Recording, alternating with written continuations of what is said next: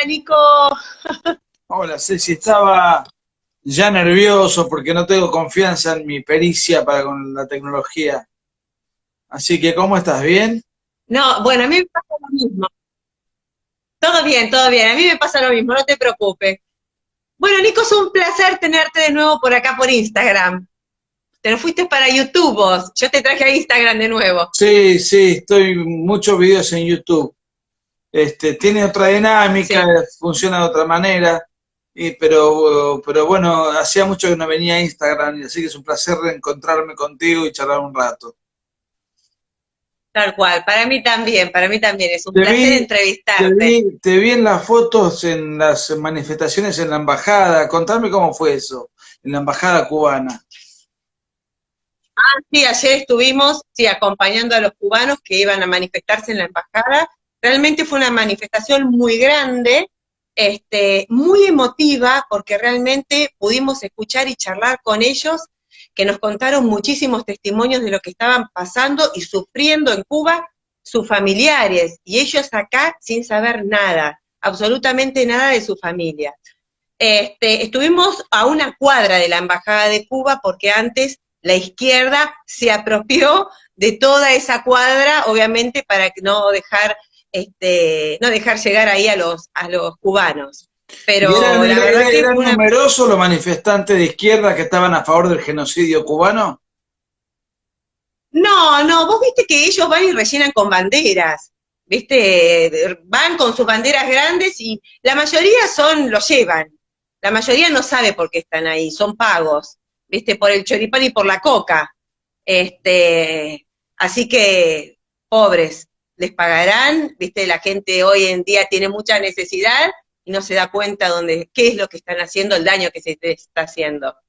Pero bueno, pero Nico, te voy a entrevistar yo a vos. Contame un poquitito. Quiero saber qué pensás vos, que después de 62 años, ¿sí? De sufrimiento del pueblo cubano, de sometimiento, porque ahora se levanta. ¿Qué factor? ¿Para vos hay algo desencadenante que hizo que el pueblo cubano se levantara? Porque la verdad que años de violaciones a los derechos humanos están sufriendo. Yo creo que lo que pasó con Cuba es que el COVID les mató la principal fuente de financiación, que es el turismo.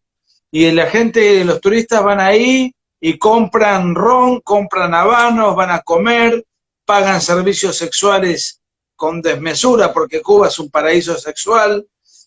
Toda Sí, ese mercado negro o seminegro o paralelo que se gesta ahí se retrajo. A esto hay que sumarle que Cuba abrió con muchas restricciones la tecnología. Entonces empiezan las redes sociales a poder comunicarse entre sí, poder llevar adelante una manifestación cuando antes no tenían modo de comunicación como para organizarse. Y ya no tienen más nada que perder. No tienen libertad, no tienen propiedad, no tienen para comer, no tienen servicios sanitarios en el COVID. Y si yo me mando a la manifestación, porque mandarse a una manifestación en Cuba no es como en el resto de América Latina de las manifestaciones que podemos ir nosotros contra el régimen. Podemos decir, bueno, este es un gobierno autoritario, sí, sin duda, pero nos manifestamos, sí. pero tenemos la certeza de que no vamos a ir presos.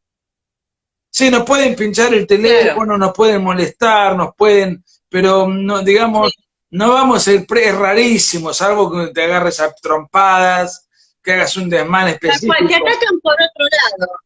Te Eso atacan por otro lado. Podés llegar a perder el trabajo, algunas, viste, algún tipo de persecución, como vos decías, retenciones telefónicas, pero no pasa. nosotros y muchos países de América Latina gobernados por la izquierda padecemos presión, pero Cuba padece represión.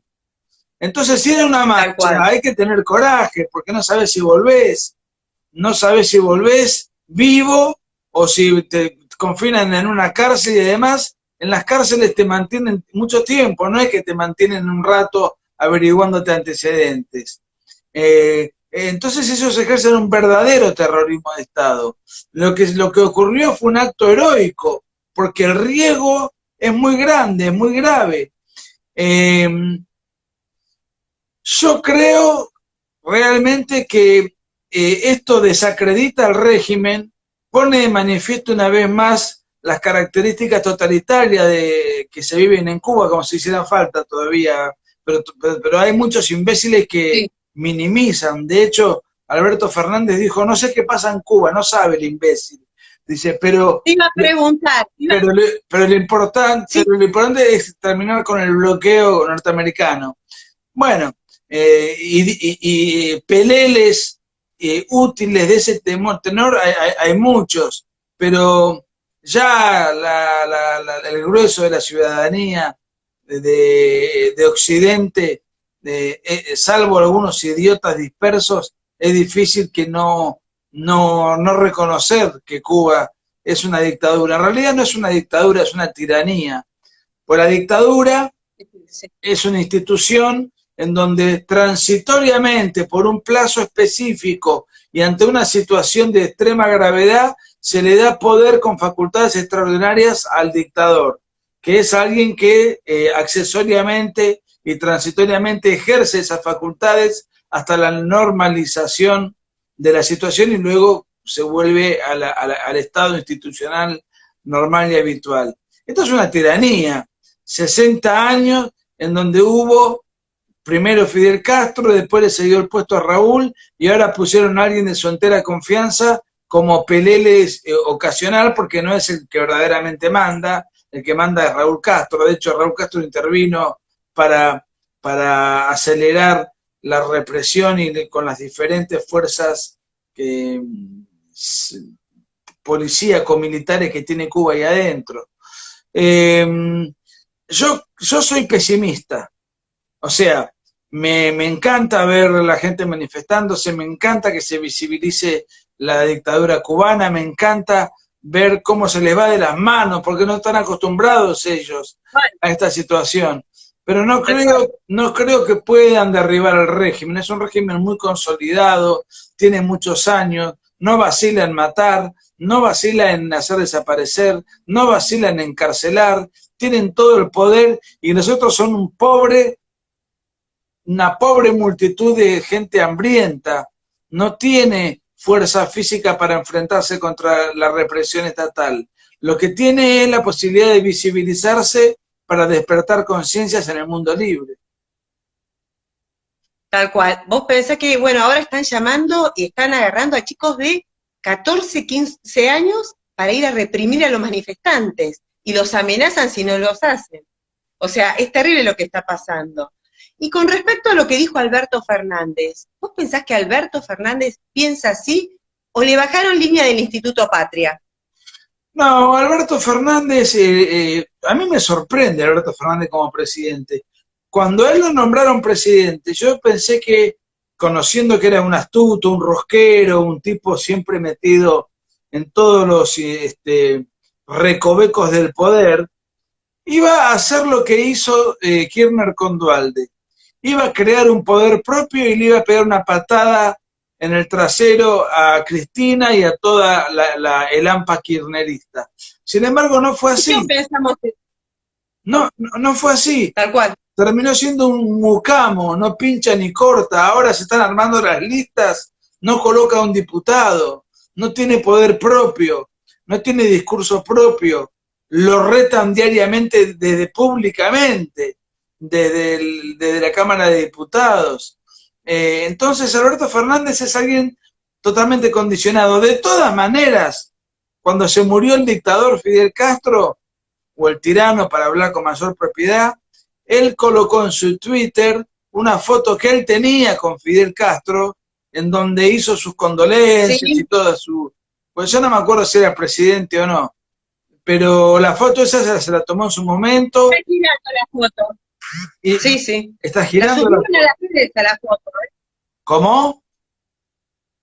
Que la subieron a las redes a la foto. La foto él la subió con orgullo, o sea que en el fondo, a ver, hay cierta indulgencia y además es un mentiroso porque Cuba no padece un bloqueo norteamericano. Ahí hay mucho de excusa para tratar de ver lo que le está pasando a Cuba. El bloqueo que tiene Cuba es el socialismo. ¿Qué es un bloqueo? Un bloqueo es cercar militarmente al país. Por ejemplo, si Estados Unidos hubiese rodeado militarmente a Cuba y no deja entrar ni salir a nadie por la fuerza, eso es un bloqueo. Acá no hubo ningún bloqueo, acá lo que hizo Estados Unidos fue un embargo económico contra Cuba. ¿Y por qué hizo un embargo económico? Porque Cuba le confiscó en su momento 300, a poco de hacer la revolución, le confiscó a los norteamericanos 300 empresas, que en realidad no fue una confiscación, porque vos en una confiscación pagás una contraprestación, pagás un valor indemnizatorio. Acá lo que se hizo fue quedarse con las empresas directamente. Y Estados Unidos lo que hizo, dijo, bueno, a partir de ahora, de este gesto tan hostil, nosotros no vamos a comercializar con Cuba. Pero Cuba puede comercializar con cualquier país del mundo. Vivió de Rusia 30 años, vivió de Venezuela durante 10 años. Puede comercializar con cualquier país de Europa, con cualquier país de América Latina. Y además Cuba, como es comunista, está en contra del libre mercado. Entonces, ¿por qué se preocupa de no poder comerciar libremente nada más y nada menos que con el imperialismo chupasangre? Eso es una excusa, son unos caraduras, unos crápulas, y esto es dicho por mandatarios de primera línea, son unos sinvergüenzas, unos mentirosos. Hasta John Biden, que no es santo de mi devoción y que no le tengo ninguna confianza, salió a criticar a la dictadura. Ahora, yo no creo que ningún país, Estados Unidos, ninguna fuerza va a ir a apoyar a los manifestantes para derrocar al gobierno. Nadie va a querer pagar ese costo político. Por eso creo que si bien esto puede servir y puede repetirse y puede modificar algunas cosas, en lo esencial la camarilla gobernante va a seguir estando en el poder. Por ahí con modificaciones. Estaba leyendo una nota de que le hicieron a Hilda Molina en La Nación hace un rato, y ella decía que en todo caso si hay algún cambio es que van a ir como Vietnam o como China, o sea, pueden hacer una apertura económica, pero el régimen férreo, dictatorial, la ausencia de libertades, eso va a permanecer intacto. De todas maneras, cambio no anunciado. Hilda Molina lo dijo siempre a eso, ¿eh? Yo estuve en charlas de ella y siempre dijo que es muy difícil sacarlo al régimen. Se lo puede sacar militarmente, pero ¿quién va a poner, a pagar el costo político de meterse en semejante problema? Entonces, yo creo que solamente esto puede cambiar cuando desde arriba, desde el poder, alguien diga, bueno, vamos para allá porque esto no funciona más. Entonces ahí yo creo que puede haber aperturas, pero que pueden partir desde el poder mismo. Por ejemplo, mañana gobierna Mariel, la hija de Raúl Castro, que tiene mucha ascendencia, y tiene otra generación, y dice, no, esto es un disparate, vamos a abrir las libertades, vamos a respetar la propiedad privada, vamos a llamar inversiones, vamos a modernizarnos. Si ella decide hacer eso, es porque una decisión que viene desde el poder, no viene desde abajo. No viene en Cuba no hay partidos políticos, hay un solo partido político, que es el Partido Comunista, que está establecido en la Constitución. El Partido Comunista, además, es parte del Estado, no es una organización civil ajena al Estado. Es el Estado comunista sin partidos políticos que hacen una parodia en la Asamblea Nacional como la que hicieron para elegir a Díaz-Canel, donde lo eligieron sin un solo voto en contra. Tal cual. Son diferentes maneras de caricaturas democráticas de un sistema totalitario, porque Cuba es un sistema totalitario, no es un sistema autoritario. ¿Qué diferencia hay? Un régimen autoritario quiere de la población la obediencia. Quiere la obediencia. Un régimen totalitario quiere de la población la adhesión. Y para tener la adhesión te adoctrinan en el culto a la personalidad, te adoctrinan de chiquito con toda una parafernalia escolar idolátrica para con la camarilla gobernante. Entonces te van vos no sos un simple ciudadano que obedece. Tenés que obedecer, pero también tenés que aplaudir. Por eso en las manifestaciones que hacía Fidel Castro, en esas eternas eh, eh, alocuciones, se llenaba, pero de gente impresionante, porque era obligada, estaba obligada a ir. Sí, No es que iba porque sí, tenía sí, ganas de escuchar a Fidel Castro al rayo del sol 8 horas. Es un caso muy interesante, Cuba, tristemente interesante. sí. Y, y, y, Escúchame, vos sabés y que, llegó a donde llegó porque es una sí, isla, porque si no, yo no sé si no sí, hubiese tenido otras complicaciones. Venezuela igual se sostiene, pero se sostiene con mucho menos rigor, porque la gente se escapa, la gente huye, se desparrama, pueden sí, entrar y salir. En cambio, Cuba, al estar tan encerrado, los cubanos solamente pueden escapar con balsas precarias, con un sí, riesgo grave, gravísimo, de morir en el intento. sí, sí, como está en la net, sí, sí, sí, sí. Escuchame una cosa, Nico, vos sabés que ayer en la manifestación, ahí en la embajada, llegaron un montón de partidos políticos a apoyar a los cubanos que estaban ahí, buenísimo, por suerte, pero a mí me digo, nosotros estuvimos a punto de convertirnos en una Cuba, porque en la década del 70 una de las cosas que quería hacer el terrorismo acá en nuestro país era instalar el comunismo marxista, el mejor estilo cubano, ¿sí? Y hoy, y yo digo, bueno, y los militares que combatieron contra eso, bien o mal, están ilegalmente detenidos. Qué ingrato que es el pueblo argentino, ¿no? El pueblo argentino es muy ingrato, es muy especulativo. En Cuba hubo, según Benigno Alarcón, que era la mano derecha del Che Guevara, hubo 6.000 argentinos entrenándose en los campos de entrenamiento, valga la redundancia, donde preparaban Sí, guerrilleros y los formaban militarmente.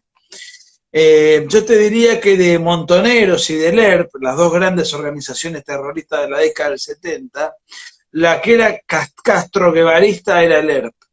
El ERP tenía una sí, concepción castro-guevarista calcada. Montoneros, como eran filoperonistas, eran más heterogéneos, se dedicaban más que nada al terrorismo urbano, tenían un discurso mucho más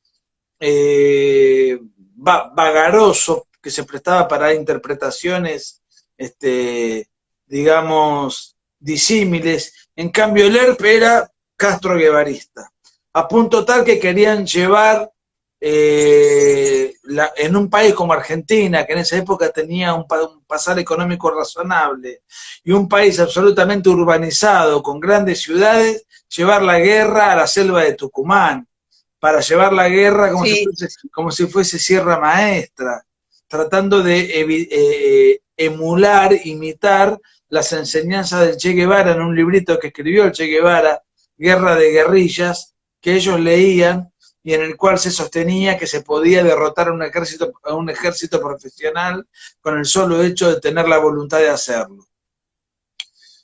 Porque además hay un espejismo, la revolución cubana no fue una revolución guerrillera, fue una revolución política apoyada por Estados Unidos, no me quiero meter en ese tema, pero no es que los guerrilleros sí, pudieron ganarle 500 guerrilleros a 50.000 militares cubanos. Eso es parte del mito. Ese mito lo compraron los guerrilleros locales y particularmente el ERP, que llegó a tener 7.000 integrantes, se mentalizó de esa manera. Y todos los ataques que el ERP hizo a unidades militares, porque el ERP mayormente atacó unidades militares, Montonero solamente sí, atacó Formosa. En cambio, el resto de las unidades militares fueron todas atacadas por el ERP. ¿Por qué? Porque querían robar armamento para mandarlo a Tucumán para refortalecer las fuerzas rurales. Es ahí donde interviene el operativo Independencia, lo encabeza el general Bussi, y el general Bussi le gana la guerra a la subversión, y el pueblo tucumano lo agradece posteriormente consagrándolo gobernador de la provincia. O sea, así es. los que más vivieron el terror a flor de piel y convivían con la guerrilla fueron los que tuvieron gratitud con el general Bussi. Sí, sí. pero en el resto del país se han hecho muchos los distraídos, es una canallada lo que se hace con los presos políticos, y es lamentable que esto no se discuta, que no se diga en este momento en el cual Cuba está haciendo noticia. Nosotros también pudimos haber caído Nosotros, en esta situación. en eso, nosotros podíamos haber estado, podíamos haber pasado por la misma situación que Cuba.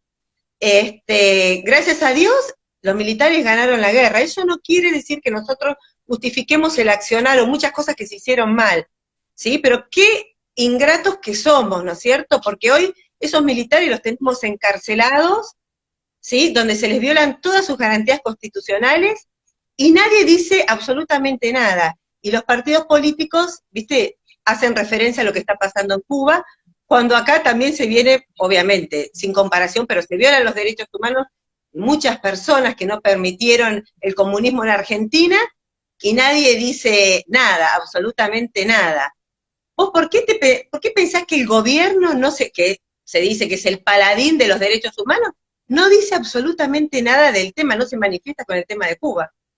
Los derechos humanos son una herramienta de la izquierda para victimizar a los suyos, son una herramienta de la izquierda para denunciar represores por todos lados, porque esta situación que se da en Argentina también se da en otros países de América Latina, no tan acentuado. En Argentina fue dramático el esquema, creo que tenemos 3.000 militares presos, y hubo Sí, sí, 6.000, sí. hubo 6.348 desaparecidos y tenemos un militar cada 2 desaparecidos, una cosa que no tiene relación. Pero además de eso, esos militares fueron indultados, fueron amnistiados, hubo prescripción, era un estado de guerra, habría que haberlo juzgado con tribunales de guerra y no con tribunales civiles. Todas las garantías que se le violentaron a los militares fueron múltiples. Ojalá que en algún momento se sepa que los que están encarcelados en este momento son víctimas de un sistema de persecución ilegal. Eso no se dice, Claro. decirlo se paga el costo político, en los medios de comunicación todo el mundo opina más o menos lo mismo. Es rarísimo encontrar a alguien que, fundándose en el derecho, no en la ideología, diga, señores, estos militares están injustamente encarcelados, no por una simpatía ideológica, sino porque el derecho confirma la cantidad de garantías que se les han sido violentadas. Y al mismo tiempo, a los terroristas han sido premiados, glorificados, indemnizados, ocupando cargos, teniendo monumentos y museos y todo tipo de martirologio. No, a mí me angustia mucho la injusticia que se ha hecho en Argentina con todo esto. Y ahora cuando vemos a los cubanos desesperados, decíamos, bueno, esto era lo que querían los guerrilleros y esto fue lo que evitaron los militares. Si después, dentro de esa reacción militar, hubo desajustes, hubo episodios que no se pueden defender, está bien, eso aceptémoslo, pero si lo vamos a juzgar tenemos que jugarlo con el derecho y no con la ideología. Y si lo jugamos con el derecho, ellos ya fueron indultados, ya fueron amnistiados, hubo una pacificación interna. Yo estoy a favor de que los militares estén libres y también los guerrilleros. Yo sé que a muchos no les gusta. Yo también, ¿eh? No, porque tanto prescribió para los militares como para los guerrilleros. Lo que pasa que hicieron toda una maraña jurídica para meterles a los militares delitos de lesa humanidad y a los guerrilleros delitos comunes para que prescribieran, y solamente la venganza contra los militares. Una venganza porque no pudieron construir acá en Argentina el paraíso socialista, ¿entendés? O sea, entonces, bueno, la venganza va para los militares y los guerrilleros cobraron subsidios, ocupan cargos en el gobierno, están en los medios de comunicación, hoy hablan de derechos humanos, cuando cometieron 21.642 atentados terroristas y jamás fueron juzgados. O sea, siempre fue todo para los militares. Pero comparto con vos que prescribió de un lado y del otro, y que no se, ya tendremos que dar vuelta a la página y tienen que estar todos en libertad.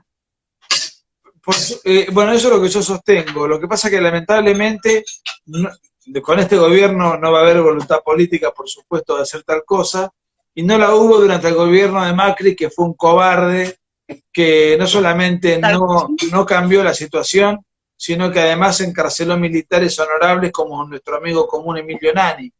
Eso sucedió durante el gobierno de Macri, entre otros militares encarcelados. ¿Sí? O sea que... Siguió con la misma esto es un problema del gobierno que...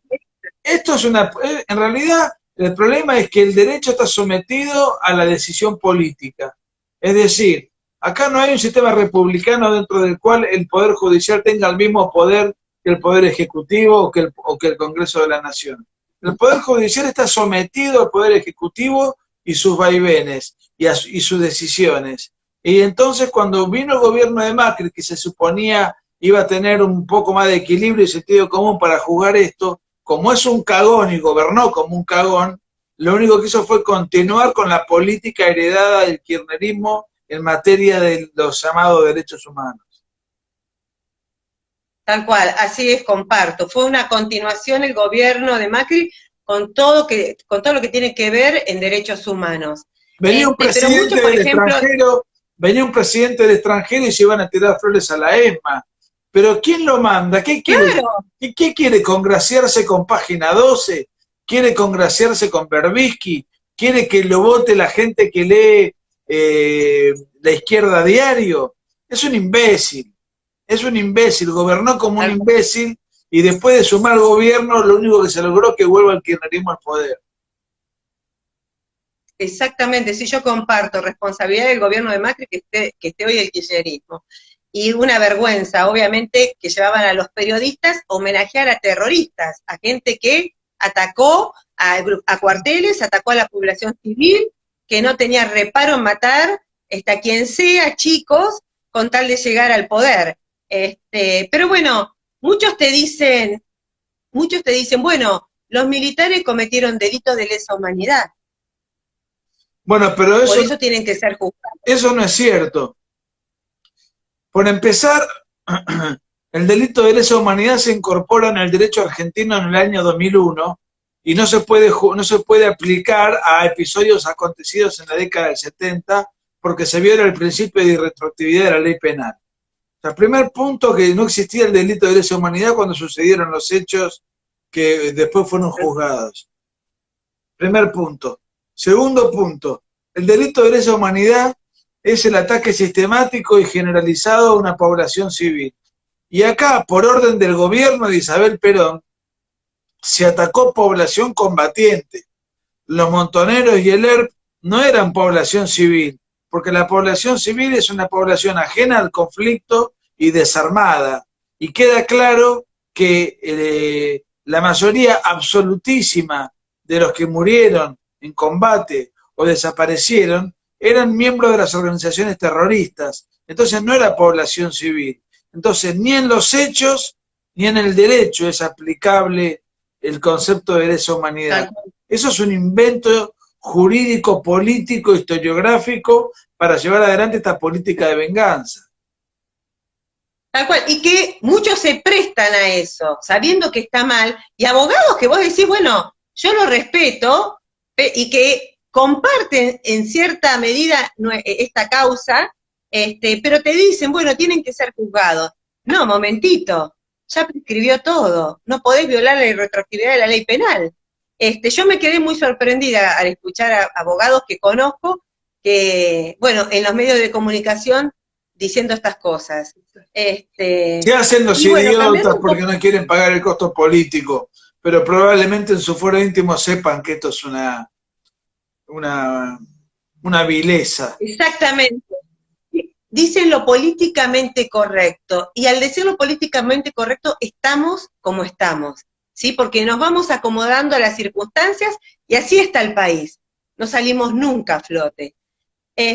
Vos ¿cómo ves? Mira, te voy a preguntar, ¿ves alguna oposición que digas, bueno, van a cambiar las cosas con estas elecciones? ¿Cómo ves el país? Mira, yo soy ¿Alguien le optimista. podrá hacer frente? Los partidos colaterales que surgen por fuera de los partidos tradicionales los veo muy debilitados.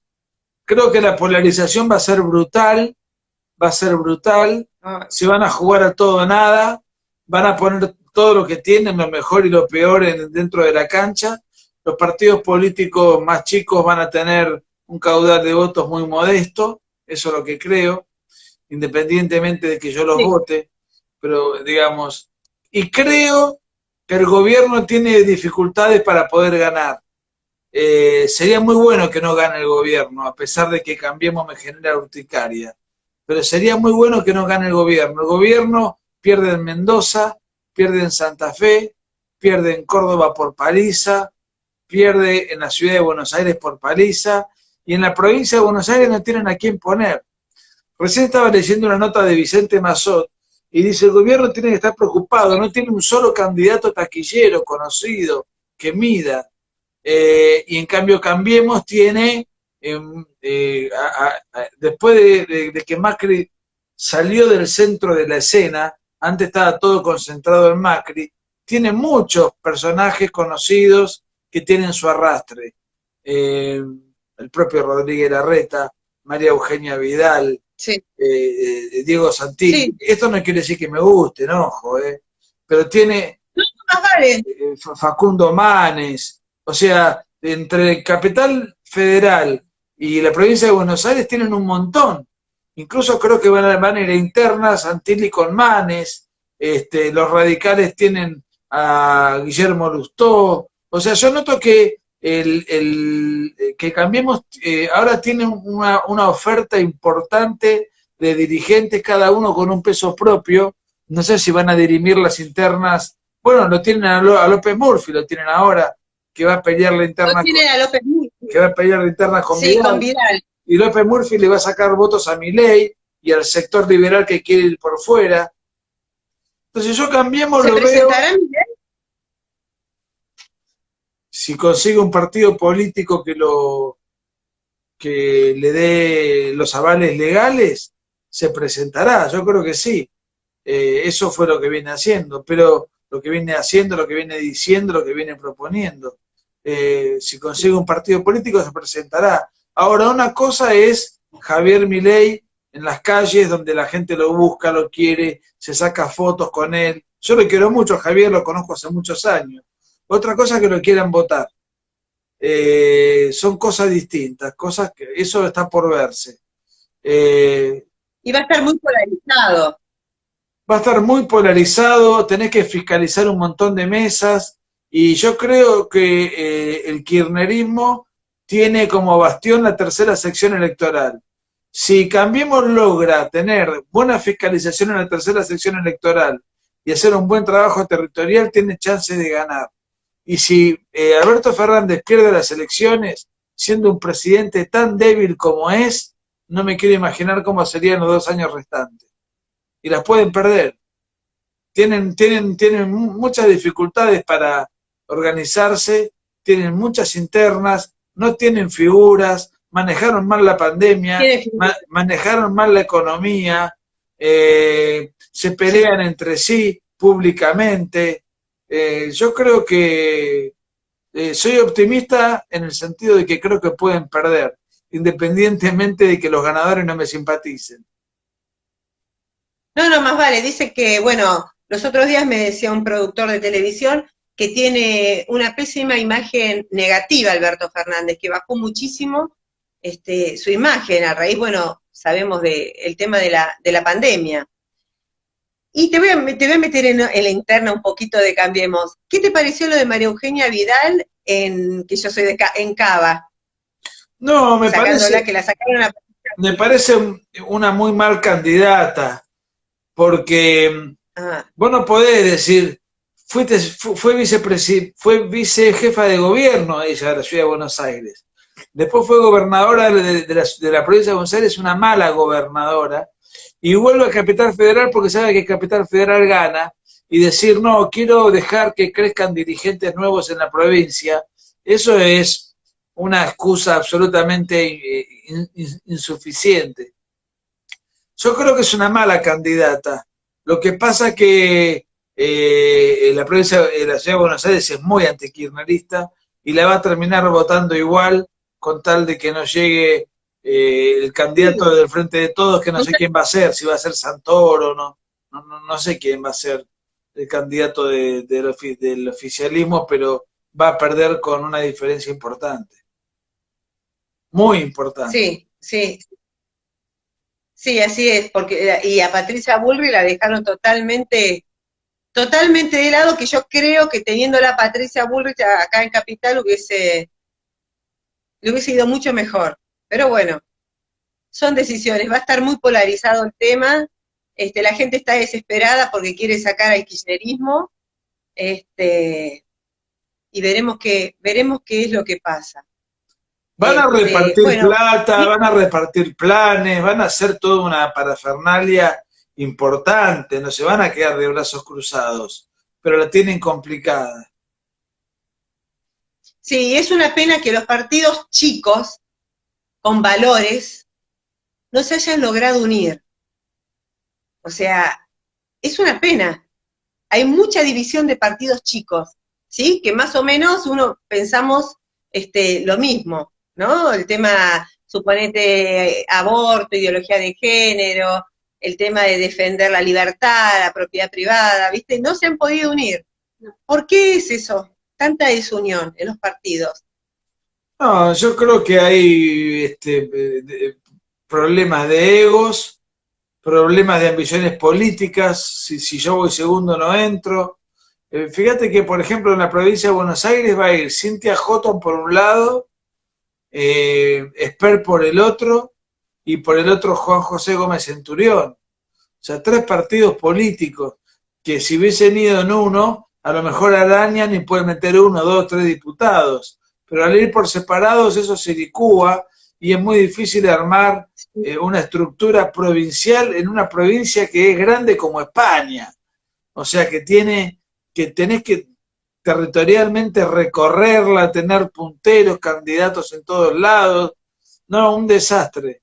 No, la oposición, por eso te digo, creo que los partidos colaterales, que a lo mejor algunos de ellos piensan como nosotros, han hecho muy mal las cosas, se han ensimismado, no han tenido una visión abarcativa acerca del proyecto, de un proyecto alternativo, creen que son los depositarios de ese proyecto alternativo únicos, exclusivos y excluyentes, y bueno, y entonces después van separados y no van a prosperar, lamentablemente. Tal cual. ¿Y vos no crees que, por ejemplo, el hecho, te cambio de tema así, el hecho de que el gobierno no se haya manifestado y no haya condenado las violaciones a los derechos humanos que se están haciendo en Cuba, no les perjudica porque la gente común que está mirando y que sabe realmente lo que pasa en Cuba y que tenemos un gobierno que no dice absolutamente nada, viste, dice, bueno, mejor a estos tenerlos lejos. O sea, no condena las violaciones de derechos humanos ni en Cuba, ni en Venezuela, ni en Nicaragua. Eso también los perjudica a ellos. ¿Vos pensás que se van a manifestar en algún momento? ¿Llegarán a decir algo? No, mira, yo creo que la gente que vota al gobierno los vota con o sin declaración de derechos humanos, son fanáticos, tienen un voto totalmente definido independientemente de que le descubran a Cristina Kirchner los millones que tiene, independientemente de que sean una recua de delincuentes que saquearon el país durante 12 años, todos multimillonarios. Me parece a mí que estas cosas no le modifica el voto. Ellos tienen un 30% de ortodoxos, de fanáticos, todos kirchneristas. Alberto Fernández no tiene ni un voto, pero el kirchnerismo tiene un 30% de los votos. El macrismo tiene otro 30% y hay un 30% que es el que va a definir la elección. Ese 30% yo creo que está más preocupado por la cuestión sanitaria, por la cuestión económica, por cómo llegar a fin de mes. Me parece que lo de Cuba es importante, ocupa todas las pantallas, ocupa los debates televisivos, pero no sé si eso influye en el voto de la gente. Ah, está bien, perfecto, muy claro. Bueno, Nico, no sé si querés hablar o tocar algún otro tema más. No, que vos quieras. No, no, más o menos hemos tocado todos los temas. El problema de Cuba, que era el tema principal de la charla, hemos pasado por la situación política de Argentina, que esperemos que obviamente el kirchnerismo pierda las elecciones, porque si no, la verdad, que vamos a estar perdidos todos nosotros, aunque te digo que la oposición le viene votando todo al kirchnerismo, ¿eh? Ojo también con eso. La oposición es un desastre, lo que pasa es que yo prefiero ese desastre a la tragedia que significa el kirchnerismo. Y a lo mejor aprendieron, o están aprendiendo, después de haber fracasado como lo hicieron con un gobierno signado por la tibieza y la pusilanimidad, a lo mejor cuando si les toca volver, vuelven con otra energía, con otra capacidad de decisión, de resolución, con otras agallas.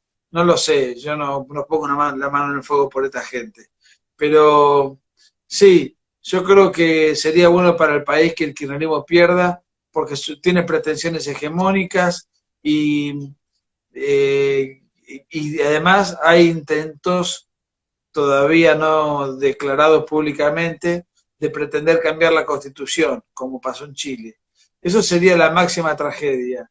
Por eso es importante que no, Es una tragedia. por eso es importante que no metan los diputados ni los senadores que ellos pretenden, que Tal reciban cual, un escarmiento y que pierdan poder político en el Congreso. Eso sería realmente una buena noticia. tal cual, creo lo mismo.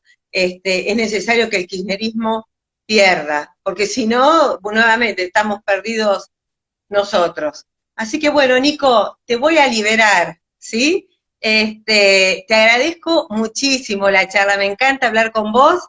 Y bueno, nos veremos, este país, viste que hay temas nuevos todos los días. Así que veremos qué es lo que pasa y te volveré a llamar y a molestar para que nos des tu opinión en diferentes No, temas, no, ¿sí? para mí es un placer enorme, te quiero mucho. Gracias por la charla También. y cariño para Pedro, la familia. Y nos veremos, sí, Dale. seguramente, nos hablaremos en cualquier momento.